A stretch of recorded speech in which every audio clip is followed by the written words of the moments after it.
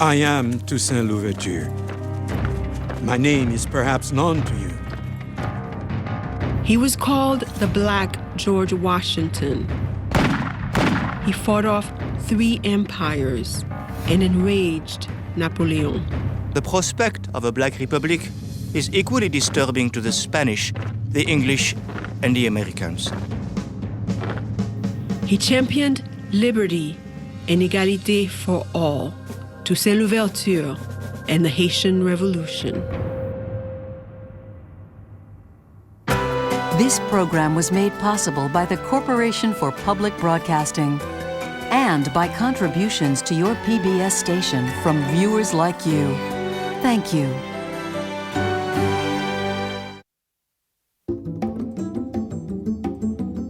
Haiti is always described as the poorest country in the Western Hemisphere.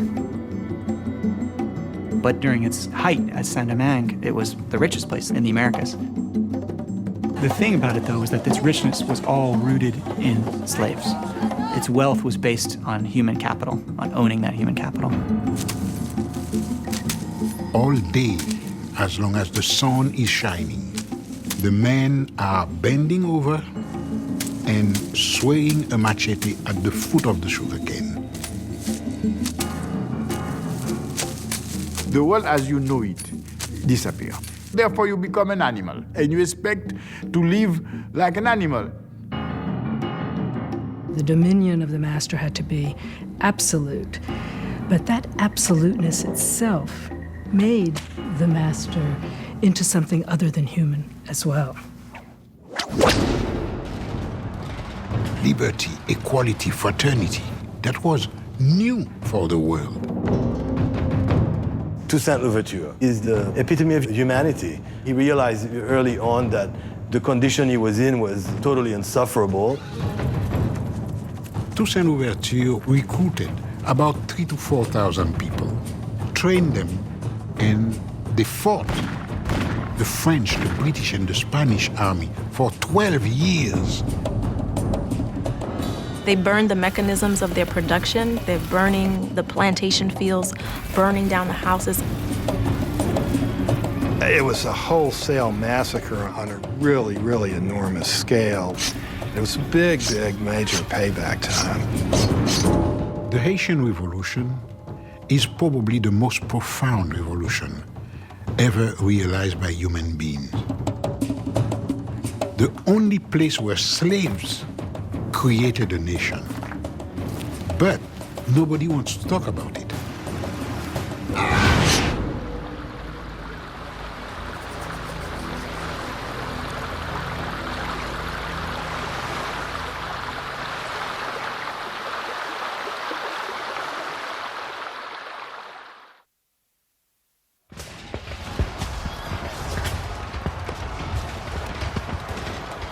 In the summer of 1789, when Haiti was still the dormant colony of Saint-Domingue, it was France that grabbed the world's attention. Parisian mobs rioted against the French king and against their own desperate poverty. Chanting slogans for liberty, equality, and brotherhood, they sparked a revolution that would fill history books for centuries to come. The trick about the French Revolution was that it meant a lot of different things to a lot of different people.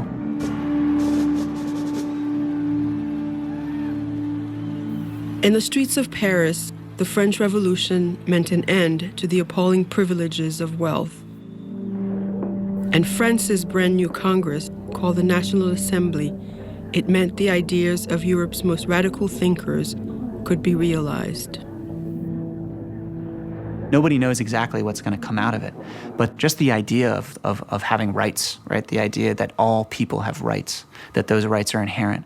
This was something that obviously philosophers had written about before, but during the course of the French Revolution, it was written down in a text called the Declaration of the Rights of Man. It's a dangerous idea because the society is based on inequality. That's what makes it work, because it was not supposed to work for everybody. It was supposed to work for a minority. What was a dangerous idea in France was even more dangerous in its slaveholding colonies off the coast of Florida, Martinique, Guadeloupe, and an island known as the Pearl of the Antilles. Today, the western half is Haiti. Then it was the French colony of Saint-Domingue. One thing that's fascinating about that time, people think things were very far away. They were not. News traveled very, very fast. We have to remember that the ocean was like a highway in the 18th century. I mean, the ships were constantly bringing news back and forth. Everyone was obsessed with news. Sailors would come off the ships. The first people they would talk to, the people they would work with as they were unloading the ships, were enslaved people. So there are reports who were describing the events that have been going on in Paris to the enslaved that are working alongside of them.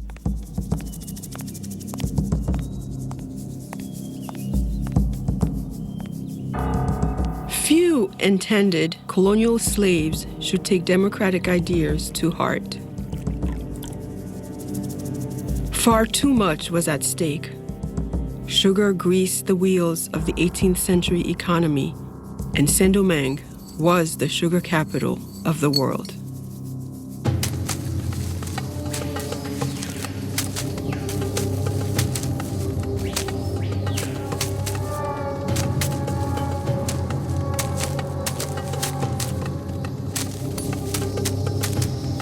It was easy, even for France's political radicals, to ignore the agony that made it all possible.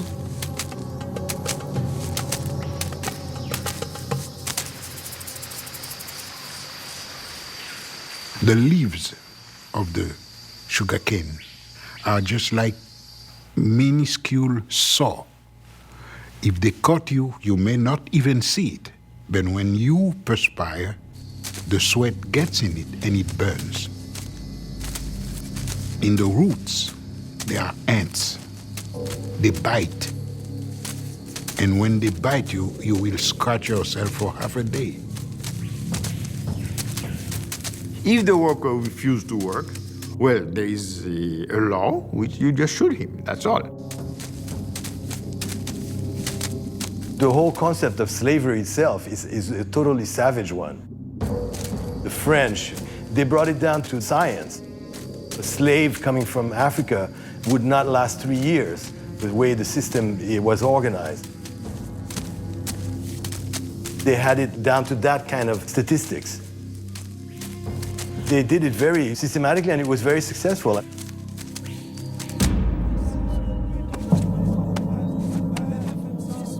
Slavery in Saint-Domingue succeeded too on a foundation of relentless terror. Slave owner Stanislas Saint-Fouache explained it as rational management. Slow punishments make a greater impression than quick or violent ones. Rather than 50 lashes administered in 5 minutes, 25 lashes of the whip administered in a quarter of an hour. This is far more likely to make an impression.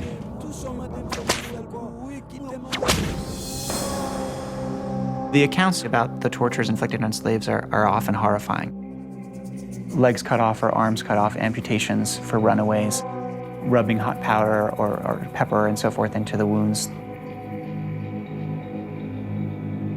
Slaves actually hung and left to die.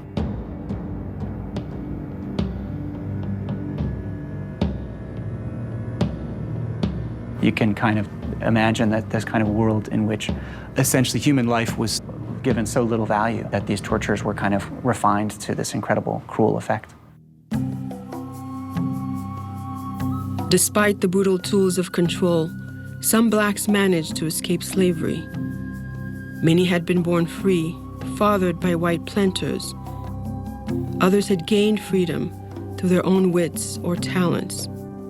One such man was Toussaint Louverture.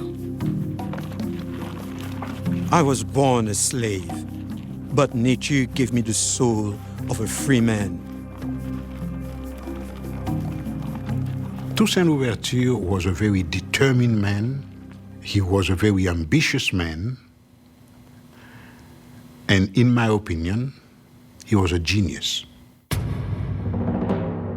Toussaint is, I think, one of the most incredible figures that I know about in many ways.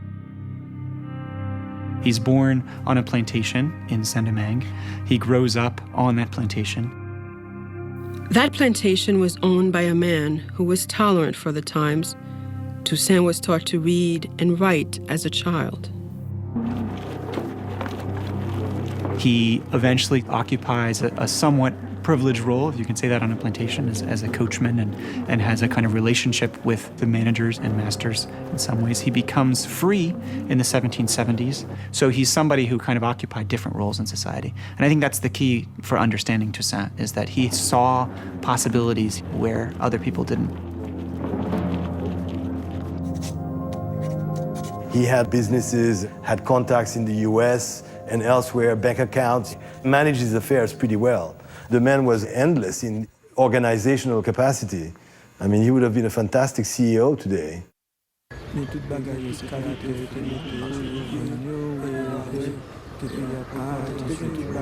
Toussaint didn't record his first reactions to the revolution in France, but his fellow free Saint-Domingueans, the white colonials, and the mixed-race population were transfixed.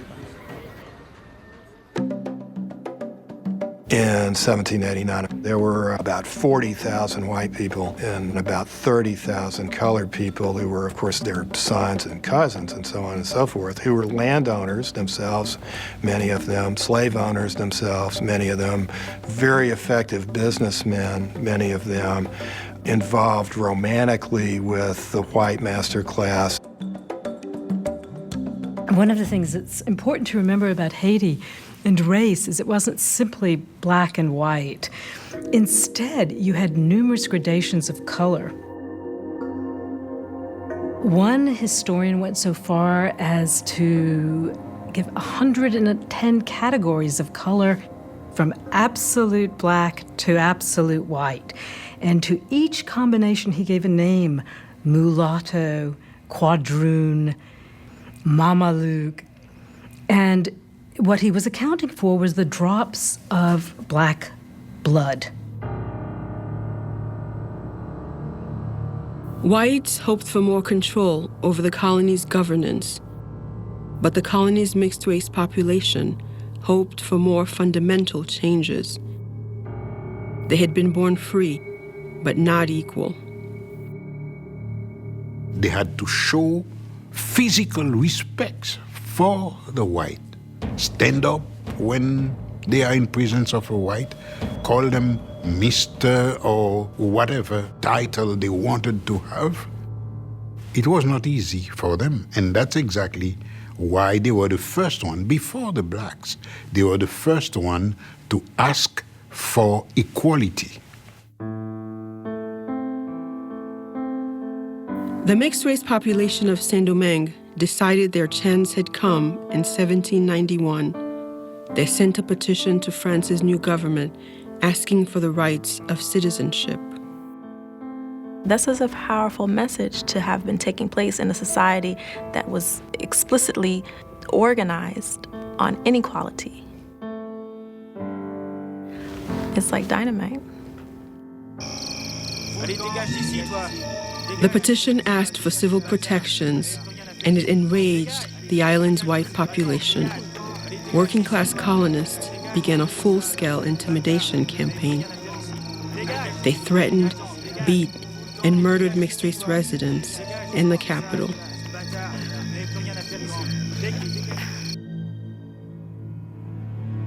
But the petition met a different reception back in Paris. The new breed of delegates in the National Assembly issued a landmark decree. They extended equal rights to the small population of mixed-race people born of two free parents.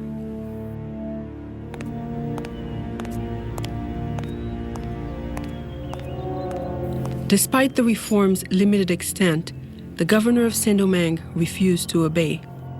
Colonial whites felt profoundly betrayed. Some, such as a planter's wife named Madame de Rouvray, began discussing radical thoughts of their own. The National Assembly is committed to destroying our lives as masters, so much so that secession from France might be necessary. the slave owners of America, I hope, will band together to stop this contagion of liberty.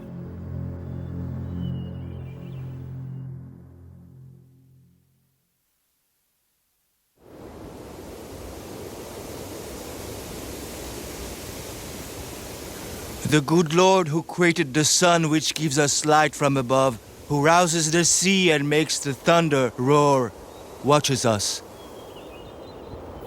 Boukman Dati was a slave and a voodoo priest. Throw away the image of the God of the whites who thirst for our tears, and listen to the voice of liberty which speaks in the hearts of all of us. In August 1791, as Saint-Domingue's white and mixed-race population squared off for a showdown, Boukman called together slaves from neighboring plantations. They'd been kidnapped from different parts of Africa, and the voodoo religion was their common culture.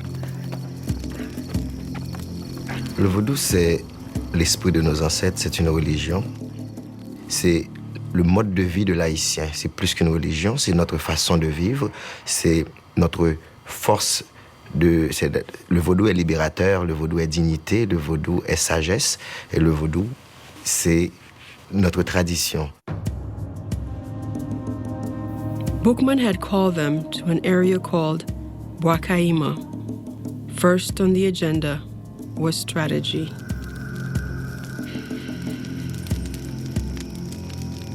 That ceremony of Bwakaima is the first Haitian Congress, the beginning of the revolution.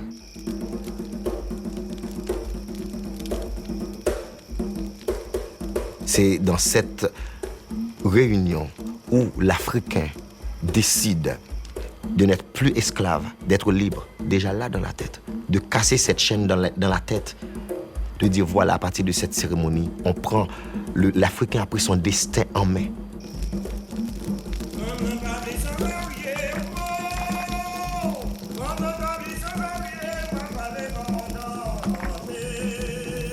Haitian tradition says the slaves of Saint-Domingue planned that night to revolt.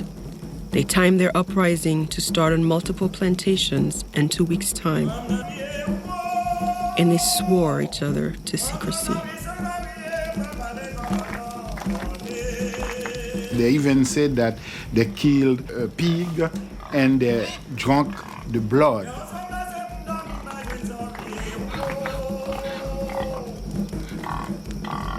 This is what we call a communion. Communion that to keep what you have heard, what you have said to themselves. The God of the white man calls him to commit crimes. Our God orders revenge. He will direct our hands. He will aid us.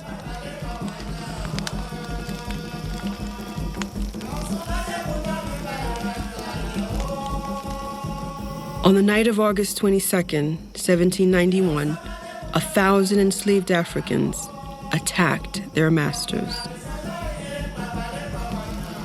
Les esclaves empoisonnaient,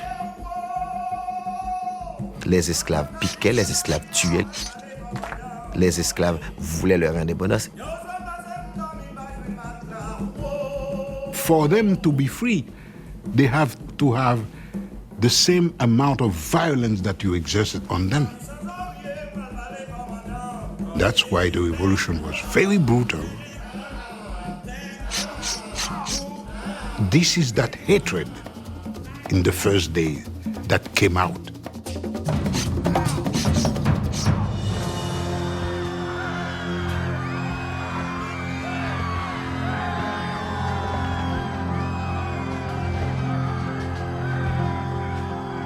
The rebel numbers grew from 1,000 to 20,000 as newly liberated slaves burned cane fields and refineries in order to destroy the system that had enslaved them. Within 3 days, the most profitable plantations in the Americas had been laid waste, 184 sugar plantations, and 1,000 coffee farms. Whites and mixed-race people fled to the capital city for mutual protection. From there, they watched firestorms on all horizons. You've got a fiery cataclysm of enormous scale. I mean, the people on ships in the harbor supposedly could read their mail by the light of these fires that were, 10, 15, 20 miles away, to give you some faint idea of what this would have been like if you were there. The eruption of violence put Toussaint Louverture in a difficult position. His own fortunes were tied to the plantation system, and he had straddled the white and black worlds for some 15 years. Toussaint was no longer a slave. He didn't have the mentality of a slave. He was the owner of 2 or 3 plantations. He was not of the same class anymore. His interests were different from the interests of the masses.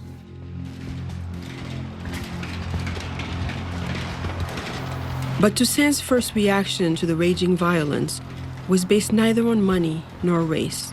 It was personal.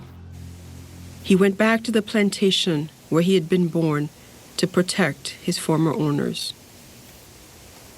It's true that Toussaint Louverture did return to the plantation in the early days of the insurrection and kind of maintained order there. And there's the question of why. Why would he do that? I think Toussaint was somebody who understood the value of humanity in many ways, right? And I think he probably had gained that precisely from being on the receiving end of slavery.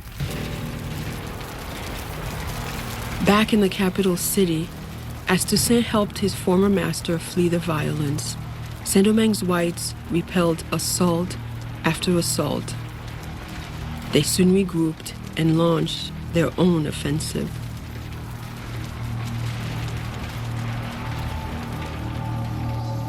The bloodletting continued day after day, week after soul-numbing week. French colonist Pamphile de Lacroix. The country is filled with dead bodies which lie unburied. The Negroes have left the whites with stakes driven through them into the ground. And the white troops, who take no prisoners, leave Negroes dead upon the field. 3 months after the revolution started, the voodoo priest Boukman Doti was killed in battle. White soldiers decapitated him and burned his body in view of the rebel camp. In the words of one observer, the conflict in Saint-Domingue had become an exterminating war.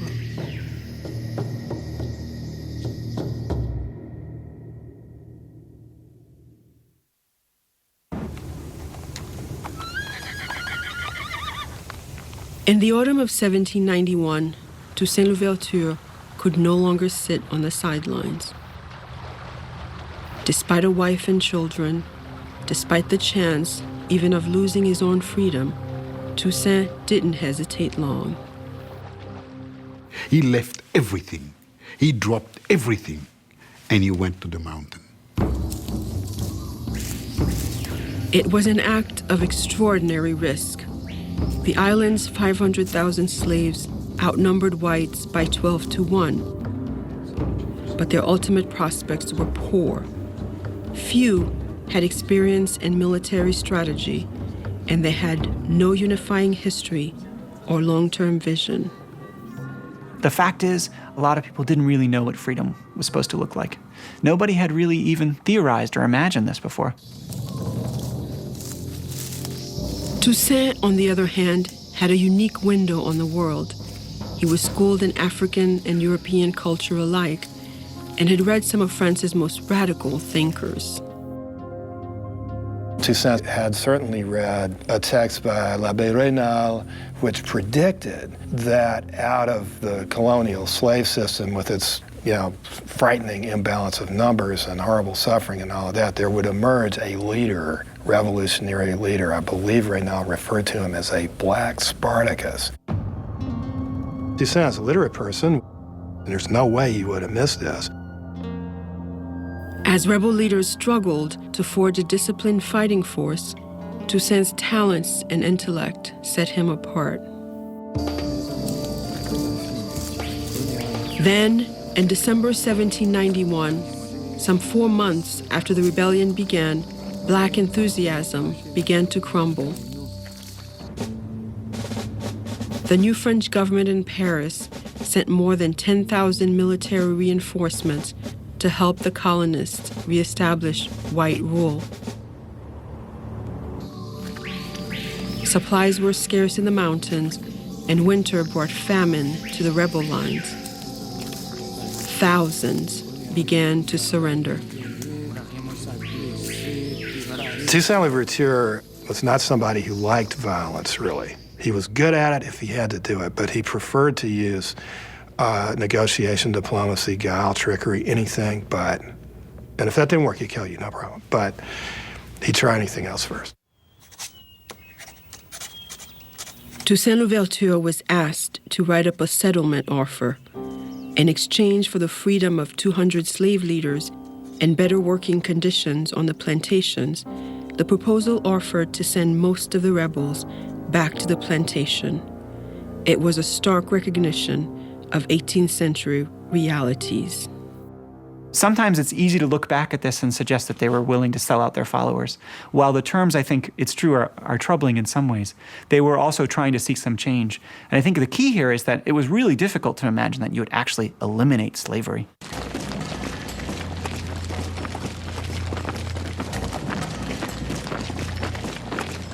New French commissioners had just arrived from Paris to restore order. More liberal than the planters, they urged Saint-Domingue's whites to accept the rebels' offer, and they called slave leaders to the capital of Le Cap for negotiations. Trust was minimal. Some slave rebels wanted to kill their white prisoners, but Toussaint Louverture argued against it. He wanted the whites returned to Le Cap as a gesture of goodwill.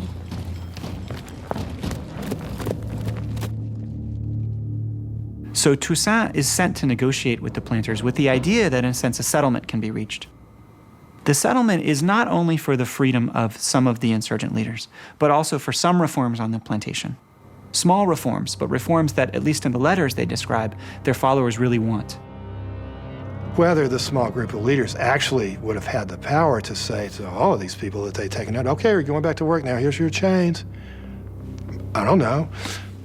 As it happened, the white people were so short-sighted that they didn't even give them the opportunity to try. The whites said no. They said no.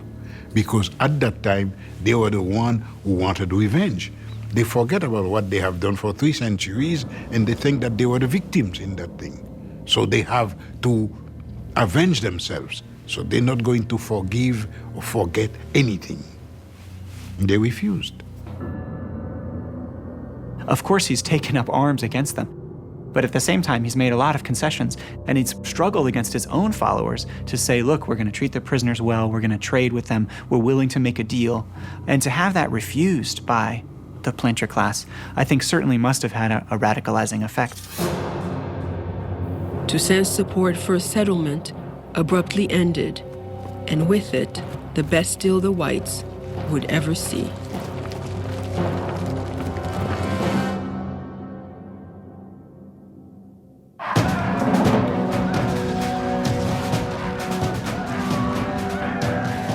Back in France, the Democratic Revolution had turned to terror. France's Revolutionary Army was at war with neighboring countries. Its radical leaders sought to purge themselves of enemies from within. They executed thousands. In early 1793, they did the unthinkable. The revolutionary government beheaded the king.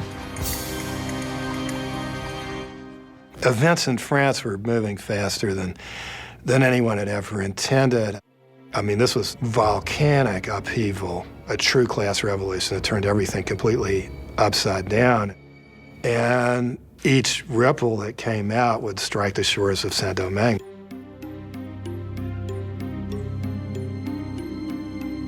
One of the biggest ripples from France that washed into Saint-Domingue's shores was a commissioner named Léger Félicité Sonthonax. He was a French revolutionary with radical ideas about life in the colony. Sonthonax arrives in Saint-Domingue having already had bad words said about him. There are people who've actually written from France to the colonists in Saint-Domingue saying, watch out for this guy. He's an abolitionist. He wants to abolish slavery. Saint-Domingue's mixed-race population had so far retained its fragile alignment with the whites. To ensure that continued, Sonthonax created a representational council on the island and invited mixed-race citizens to serve. He even brought mixed-race men into the colonial government. And a lot of white planters are really, really upset about that and see him as a really destructive force. The white planters had cause for worry. Less than 2 years after joining the rebellion, Toussaint Louverture had risen to the top of the rebel army. I am Toussaint Louverture. My name is perhaps known to you. In 1793, he wrote an open letter to the island's disenfranchised. I have undertaken vengeance. I want liberty and equality to reign in Saint-Domingue. I work to bring them into existence. Unite yourselves to us, brothers, and fight with us for the same cause. With his letter, he announces two things. He announces, first of all, his commitment to the process, to the project of emancipation, and he announces his presence as a leader, maybe even the leader. He has gained great respect from his followers. And with this proclamation, he's essentially saying, you want freedom, and I'm the one who's going to bring you that freedom. So I'm the person to follow in this regard. But Toussaint at this time was addressing the wider world too. He was particularly focused on Spain. The Spanish wanted to wrestle the colony away from France for two reasons. First, the colony was very, very prosperous in spite of the war. And second, that prosperity was used by the French Revolution to combat them in Europe. Spain controlled Saint-Domingue's neighboring colony. So in June of 1793, Toussaint struck a deal. Spanish garrisons just over the border provided guns and ammunition to the slave army and tipped the balance their way. Toussaint's forces captured 3 cities within 8 months.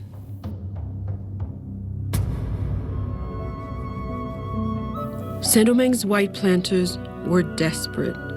Many hated the new order in France. In a treasonous move, they invited the British to help put down the slave rebellion. Now, the empires of France, Spain, and England, along with a vast army of former slaves, were fighting for control of the small island colony.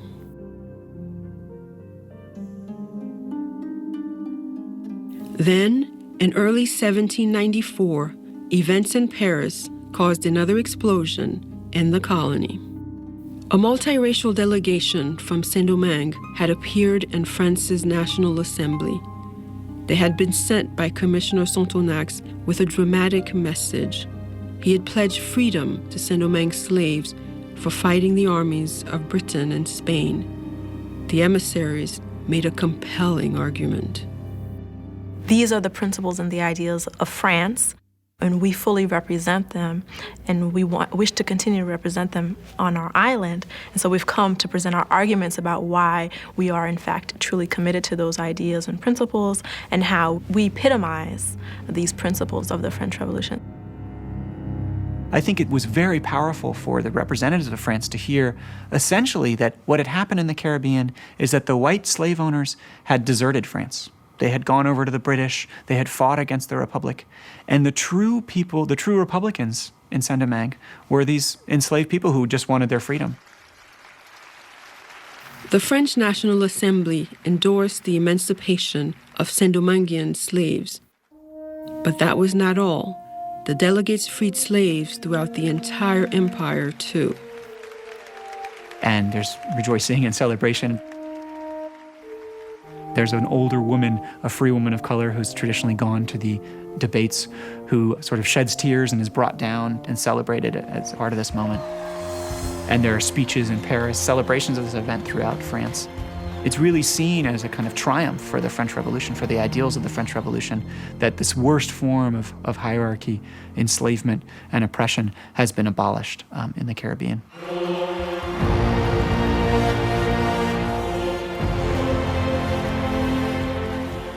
It was utterly unprecedented. In a stroke, nearly 1 million black slaves had become French citizens.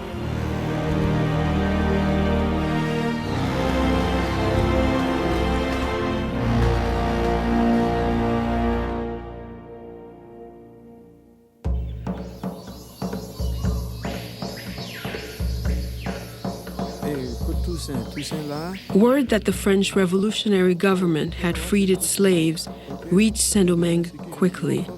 It was one of history's great watersheds, and due largely to the extraordinary military accomplishments of Toussaint's army.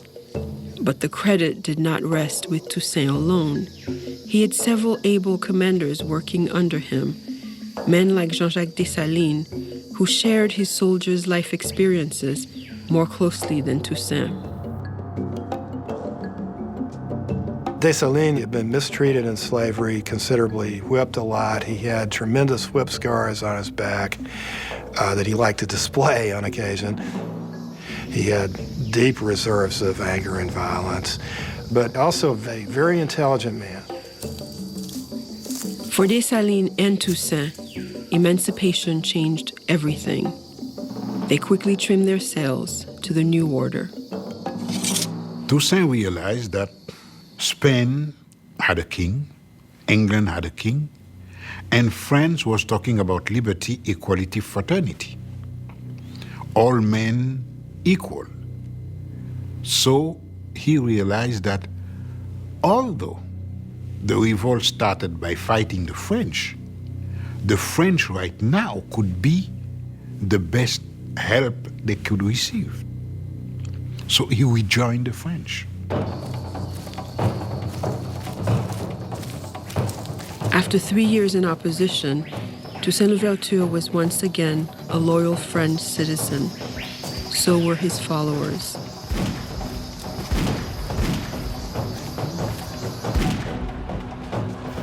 It tipped the balance. Before long, Toussaint, Dessalines, and the army of ex-slaves pushed the Spanish out of Saint-Domingue. The British soon followed. Word of Toussaint's astonishing string of victories against white armies was spreading across the European world. They didn't like it. They didn't like it at all that there was a black general beating white armies. They didn't like it. Slaveholders everywhere were stunned and worried. In the United States, for instance, and in Cuba, they didn't want even white Frenchmen to come because they would tell the story. Why are you running away from Saint-Domingue? They would answer that, and no matter what they answer, it would be known that there was a black revolt. We confronted dangers in order to gain our liberty, and we will be able to confront death in order to keep it. Slaves had once accepted their chain because they had not experienced a state happier than slavery. But those days are over. The people of Saint-Domingue would rather be buried in the ruin of their country than suffer the return of slavery. Toussaint's ringing language showed his profound attachment to democratic ideals, but there was another side to Toussaint too. Anybody who looked like they threatened Toussaint either ended up dead or deported. Toussaint had already been appointed Brigadier General and then Governor of Saint-Domingue. No black man had ever risen so far in the colonies. But Toussaint had a rival. The beloved French civil commissioner, Félicité Sonthonax. Sonthonax was extremely popular because he was the one to say, okay, slavery is abolished. He was very popular, and the blacks used to call him Papa Sonthonax. That didn't go well with Toussaint. Toussaint is very friendly with Sonthonax as long as Sonthonax can serve his purposes. No, and nothing personal about it. When Sonthonax becomes useless, he will send him back over there. That's as simple as that. And in 1797, Toussaint, in fact, no longer needed Sonthonax. In a series of political maneuvers, he isolated the civil commissioner. Then in August, he forced Sonthonax off the island. Toussaint Louverture had triumphed again.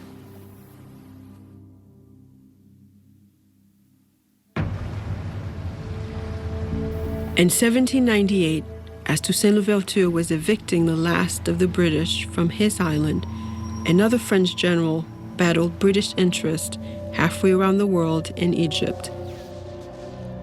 His name was Napoleon Bonaparte.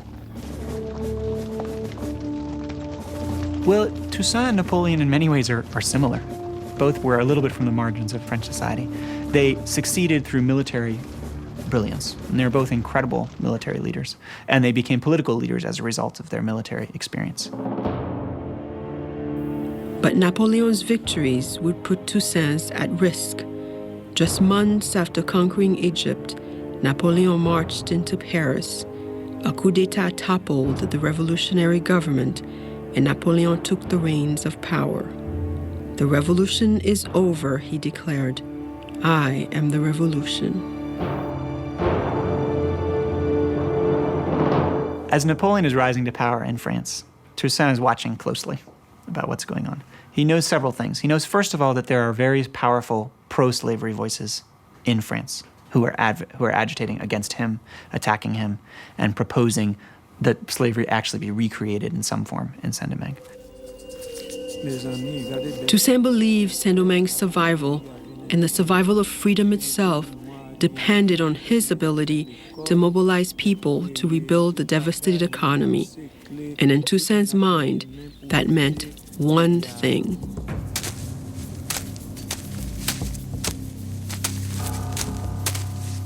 His black followers should return to the cane fields.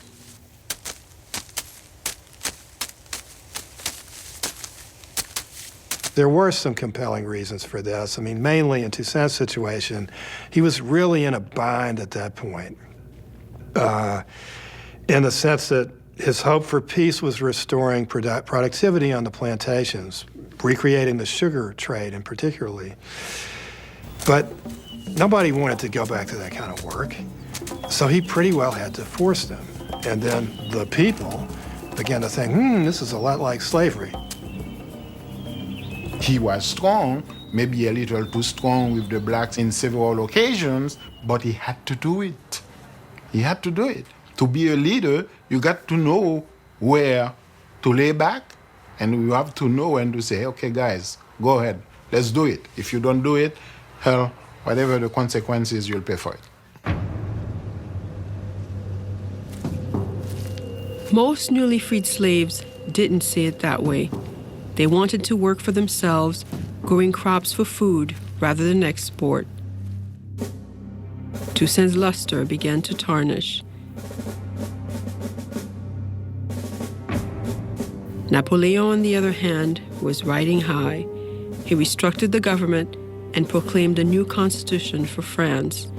Far from enshrining black emancipation, it opened the door for France to reinstitute slavery in its colonies. When Louverture heard that, He really understood that something was changing. And more ominously, he understood that he didn't have any way to influence Napoleon. And so what he did in kind of typical Toussaint fashion is he responded by saying, okay, Saint-Domingue is going to have its own laws. Well, here they are. I'm in charge here. I might as well write the Constitution. Toussaint's constitution decreed slavery would never exist in Saint-Domingue again, and it was the first in history to prohibit discrimination based on skin color, a milestone that U.S. law would not guarantee for another 150 years. The Constitution had troubling elements too. It made Toussaint governor for life, with sole authority to designate his successor. Toussaint's a great hero to me, but this was not a good idea. I mean, he basically, with that gesture, installed permanent military dictatorship, which has remained a problem in Haiti for 2 centuries. He could have done what he needed to do without that, I think. I'm not quite sure why he did it. But that was enough to send Napoleon over the edge.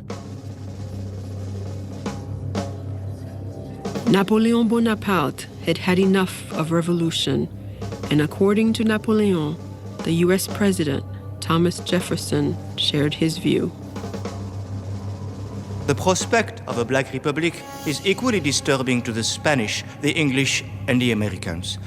Jefferson has promised that at the instant the French army has arrived, all measures will be taken to starve Toussaint. Rid us of these gilded Negroes, and we will have nothing more to wish for. Toussaint tried urgently to show Napoleon that military logic, if nothing else, proved the merit of black ambitions. Toussaint was writing Napoleon. He wanted so much to be recognized as saving this land for France. His efforts failed. In 1802, Toussaint was stunned to see the largest French expeditionary force ever assembled entering Saint-Domingue's harbor. Its mission was simple. Napoleon wanted to turn back the clock. My decision to destroy the authority of the blacks in Saint-Domingue is not so much based on consideration of commerce and money as on the need to block forever the march of the blacks in the world. Toussaint Louverture fought the invading French army for 3 grueling months, but the island's black population, now disenchanted with his leadership, offered lackluster support.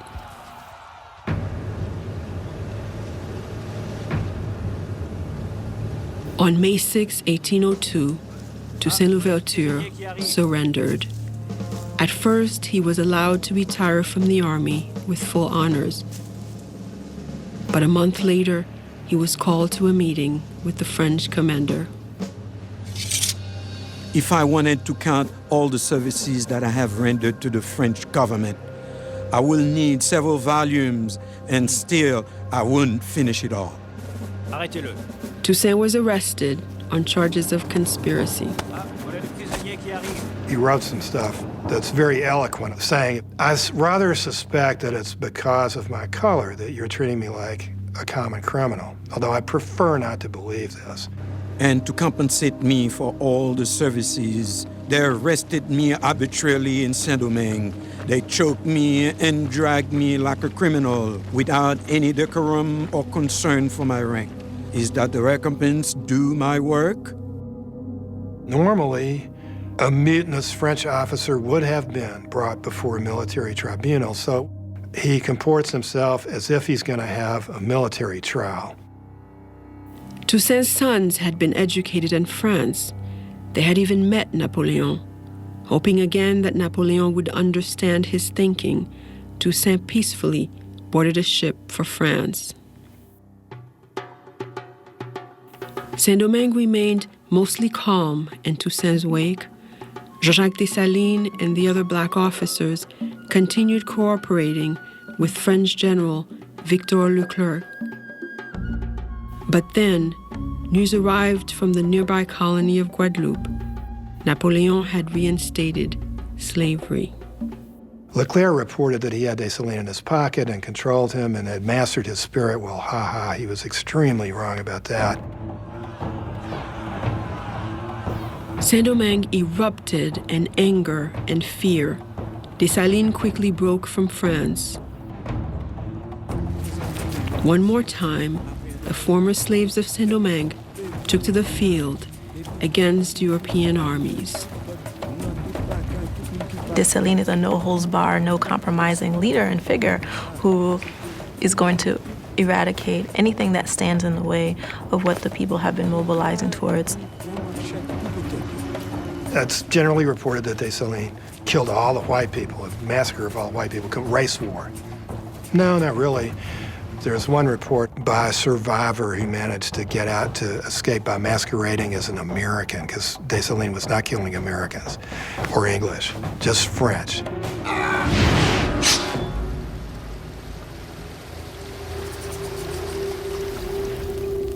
One fleeing white, Pierre Chazot, paused on a mountaintop to observe the devastation. No less than 10 square leagues of country burning like volcanoes. The rapidity of the conflagration was such as to make the beholder believe that large and thick trains of gunpowder had previously been laid down.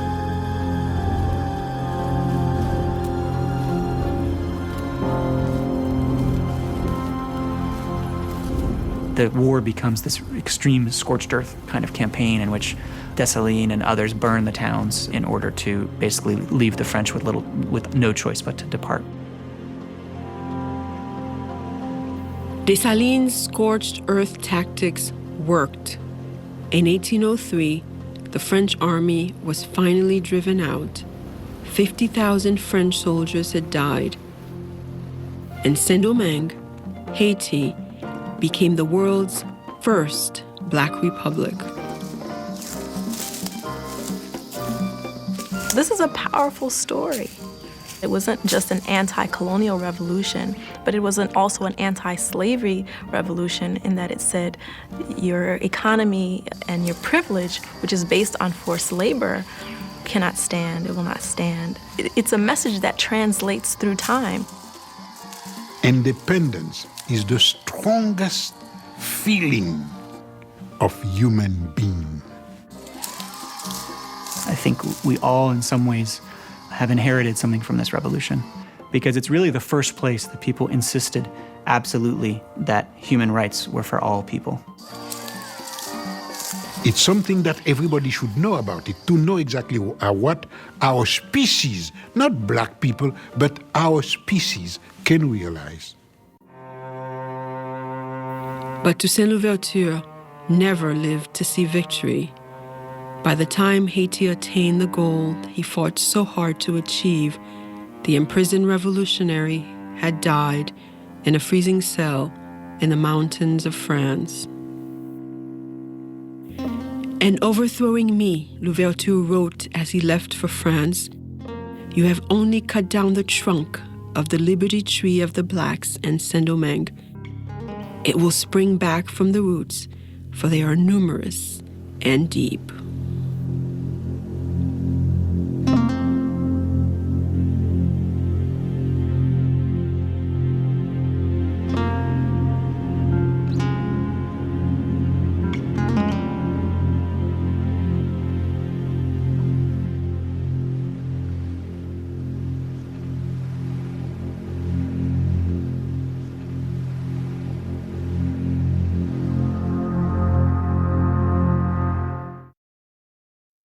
Égalité for All, Toussaint Louverture and the Haitian Revolution is available on DVD. The companion book is also available. To order, visit shoppbs.org or call us at 1-800-PLAY-PBS.